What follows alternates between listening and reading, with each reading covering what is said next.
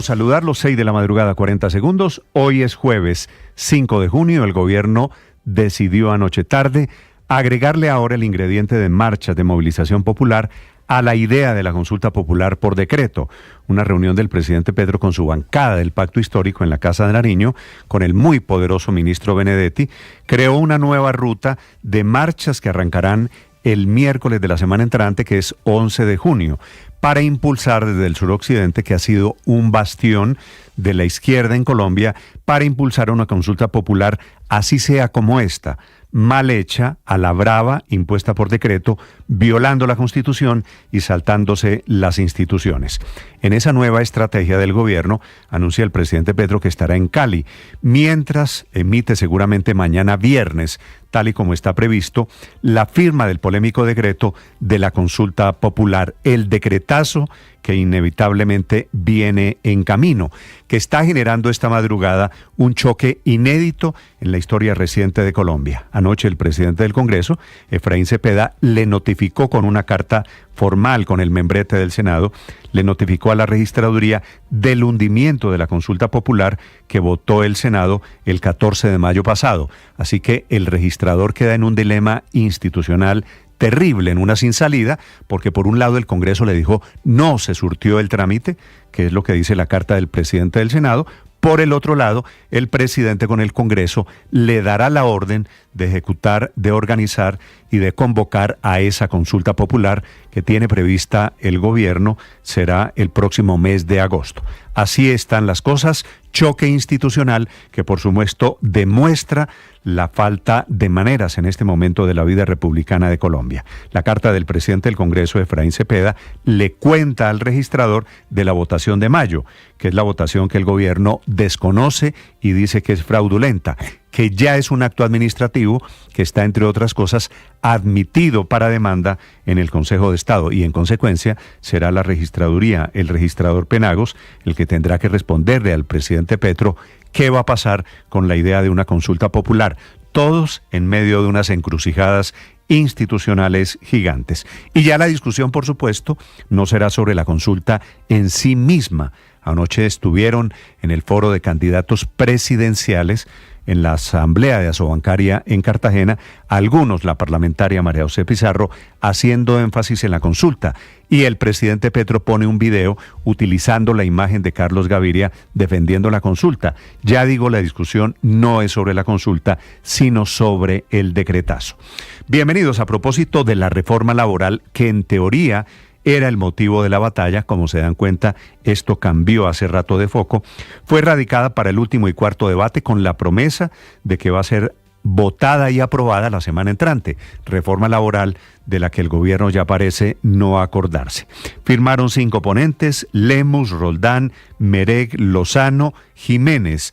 El problema es que es una reforma que ahora ya no le gusta al presidente Petro, que fue el que originalmente la presentó.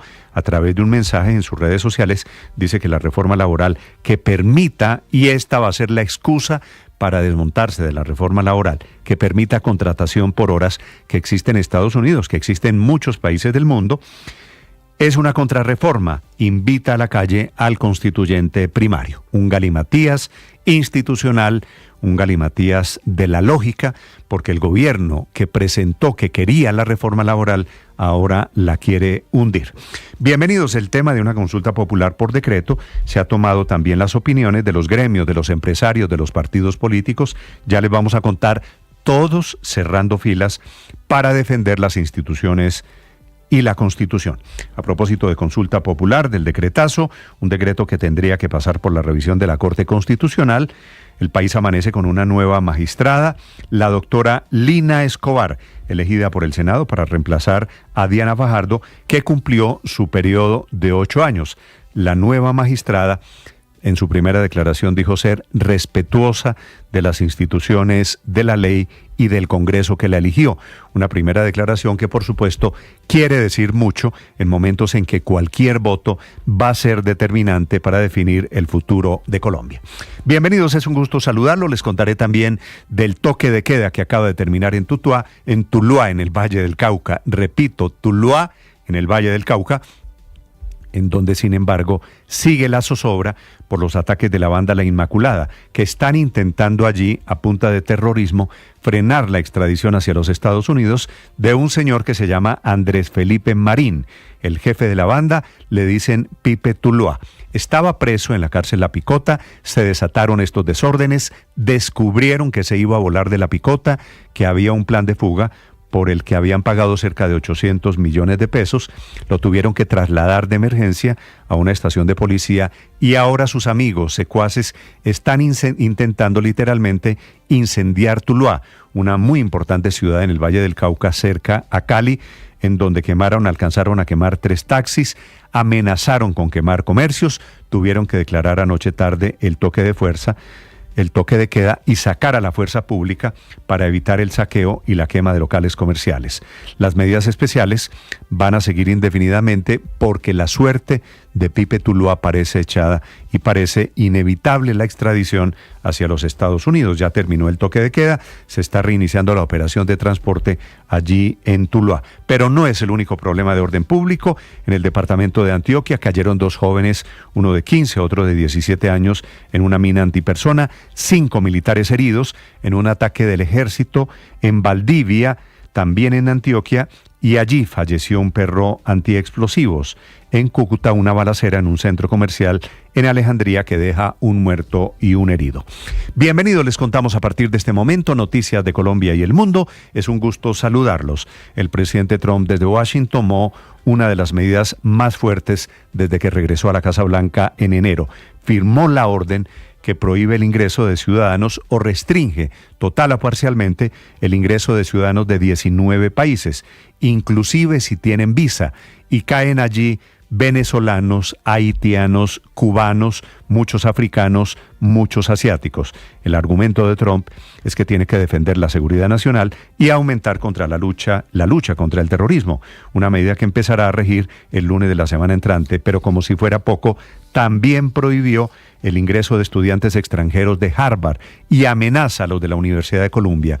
Colombianos que vayan para Harvard, ojo, tendrán que hacer un doble chequeo porque están en problemas todos. No importa si son estudiantes nuevos, no importa si son profesores, tendrán problemas con el discurso de Trump radical de antisemitismo que lo llevó a vetar una votación en Naciones Unidas para frenar la guerra en el Medio Oriente. Ya les contaremos desde Estados Unidos, en directo, desde Europa, noticias de Colombia y el mundo. Bienvenidos, aquí está lo más importante. Hoy es jueves 5 de junio, es el Día del Medio Ambiente. El resumen lo preparamos en Voces y Sonidos en Mañanas Blue.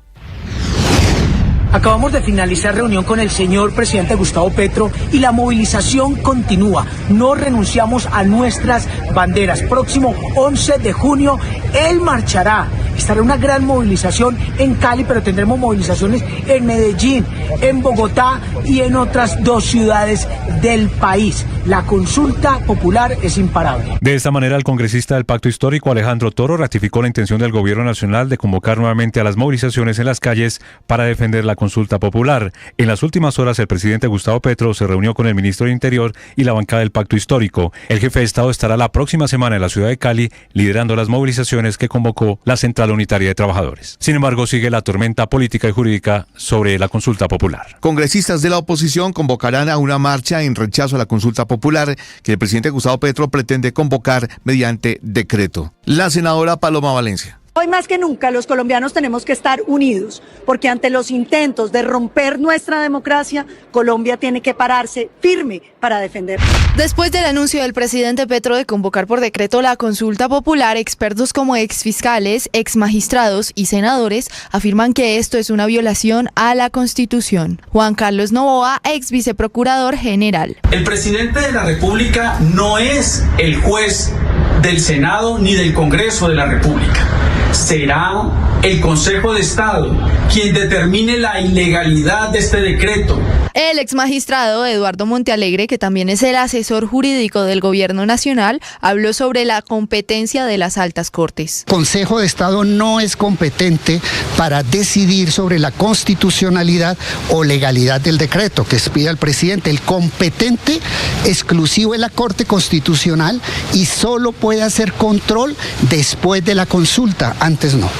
Martín Incapié, secretario de Gobierno de Tuluá. Se inicia con la quema de un vehículo tipo taxi y posteriormente se da en otros vehículos también de dicho servicio público. Se acaba de levantar el toque de queda en Tuluá Valle. La medida fue decretada por la alteración del orden público que se registró en esa ciudad tras conocerse la noticia de la extradición de Andrés Felipe Marín, alias Pipe Tuluá, integrante de la banda La Inmaculada, que lideraba a este delincuente desde la cárcel. Quemaron 3 vehículos e intentaron atacar y saquear establecimientos de comercio en el centro de Tuluá. Toda Colombia rechaza los actos violentos del grupo de delincuencia común organizada La Inmaculada en Tuluá. El ministro de Defensa Pedro Sánchez ratificó que la grave situación de orden público en el municipio de Tuluá, en el Valle del Cauca, obedece la notificación de extradición de alias Pipe Tuluá y responsabiliza directamente a miembros de la banda La Inmaculada. Estos actos demenciales obedece de alguna manera a una respuesta desesperada frente a la notificación de extradición de alias Pipe Tuluá. A este peligroso criminal se le atribuyen al menos 39 asesinatos y varias tentativas de homicidio. Además, ha sido vinculado con amenazas directas al director del IMPEC y a fiscales, incluyendo el envío de desayunos bomba acompañados de granadas de fragmentación. Alias Pipe Tuluá, condenado a 30 años de prisión, está señalado de por lo menos 39 homicidios, de ataques a la fuerza pública, a funcionarios del IMPEC y de extorsionar desde la prisión a comerciantes del centro del departamento del Valle. La policía de Bogotá extremó las medidas de seguridad en la estación de Los Mártires, en pleno centro de la ciudad, con 2 tanquetas y unidades del Grupo de Operaciones Especiales, luego de que fuera trasladado desde la cárcel La Picota hasta esta estación Andrés Felipe Marín Silva, alias Pipe Tuluá, el máximo cabecilla de la banda La Inmaculada. En la vereda Tacamocho del municipio de Anorí, en el nordeste de Antioquia, 2 menores de edad de 15 y 17 años entraron a un campo minado por una rama y perdieron la vida cuando pisaron uno de los artefactos. El alcalde Gustavo Silva, hay preocupación porque la zona está altamente contaminada de estos artefactos. Pero allá hay mucha presencia de grupos armados, hay otros grupos que están intentando incursionar en el territorio, entonces toda esta zona se encuentra minada.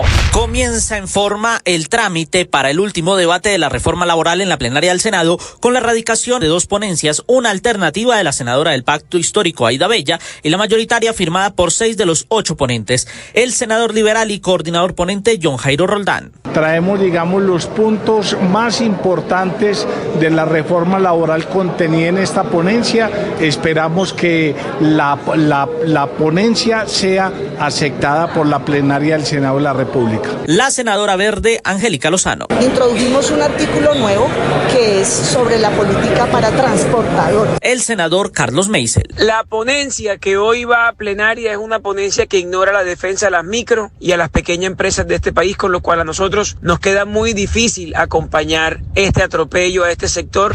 El presidente del Senado, Efraín Cepeda, le envió una carta al registrador nacional Hernán Penagos en la que le notificó el resultado de la votación de la consulta popular en la plenaria del Senado. En la carta, Cepeda deja claro que la iniciativa del gobierno se hundió el pasado 14 de mayo, después de la votación en la plenaria. Enviamos esa comunicación notificando ese hundimiento, pero además adjuntando la certificación del señor secretario general del Senado de la República, en el sentido pues que él da fe que esa consulta se hundió.